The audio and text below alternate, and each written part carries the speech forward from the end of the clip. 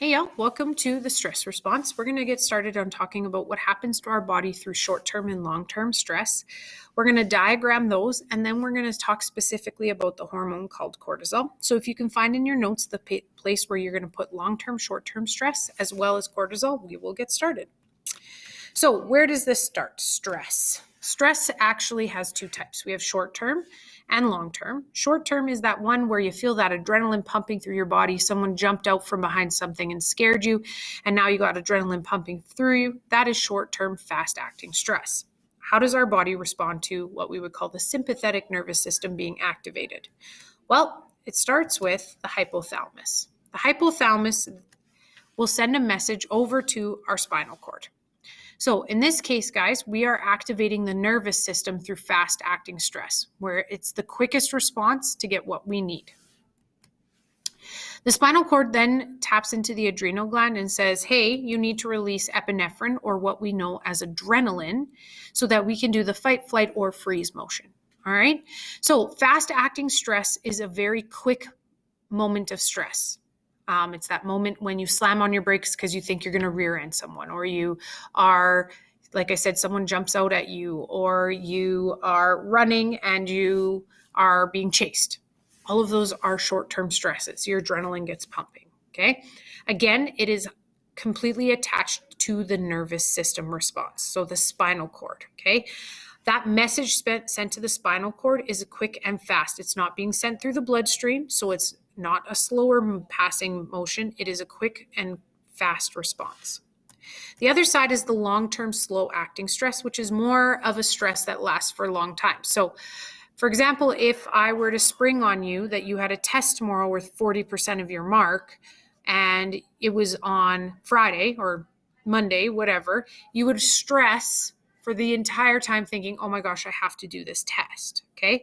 It is a slow releasing of hormones, starting with the anterior pituitary. So the anterior pituitary secretes this hormone called ACTH, which is a tropic hormone. So please put beside it tropic. Remember, tropic hormones are ones that go and signal a gland to release another hormone. So ACTH tells the adrenal gland to release these two lovely hormones. We're not going to talk about aldosterone yet. We will get into it later. We're going to only specifically zoom in on cortisol. So in your notes, make sure you have these specific ones listed under the stress response. There is a space for the cortisol feedback loop. So if you could find that, that's where we're going to go next. This is just a diagram that is showing the exact same thing what I just had, except it gives you the effects of epinephrine and the effects of mineralocorticoids and glucocorticoids. Mineralocorticoids are the aldosterone. Glucocorticoids are the cortisol. And we'll kind of talk about those names here in the next little while.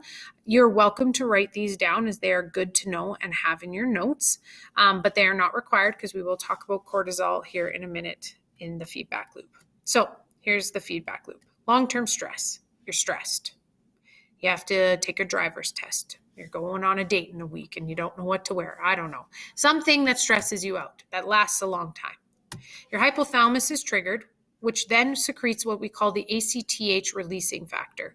Releasing factors trigger the anterior pituitaries to release the hormone they want. So ACTH releasing factor tells the pituitary gland, I want ACTH specifically. So ACTH, our tropic hormone, goes to the adrenal gland, which then triggers the release of cortisol. So cortisol is released during the process of stress, and it has a massive effect on our body. So all the things that are affected, especially our liver and muscles, okay, that's where cortisol is going, are the amino acids being converted into glucose. Sorry, I blanked there for a second. Our body wants to convert amino acids into glucose simply because we want that energy to help our body combat the stress, okay? The levels of amino acids in our body is important to help our body recover. So cortisol is actually a natural inflammatory, and doctors use it when you're in chronic pain. They'll inject it at the site to try and help relieve the pain. Unfortunately, too much cortisol over time can thin your skin and cause you to bruise, and it's actually not safe, and it's just a short term of relief. But they do use it for example, people who have chronic injuries in sports. Cortisol is a positive thing, and although we talk about cortisol in a very negative way when we talk about in stress, we naturally have cortisol resulting in our bodies high in the morning, and it kind of comes down during the day.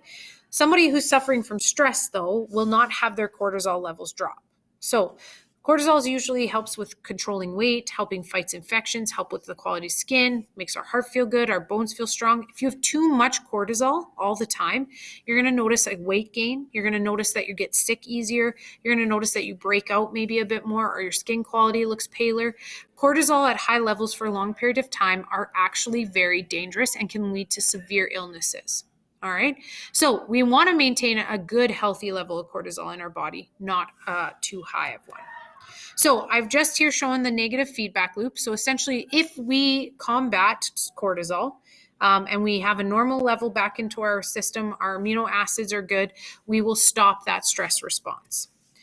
On the bottom here, I've just included what ACTHRF means, so you can write it down if you forgot already, just as a way to help you remember that those releasing factors are releasing specific hormones. So again, find the place where you can put this into your notes, write it in, and tomorrow we're going to talk about Addison's and Cushing's disease.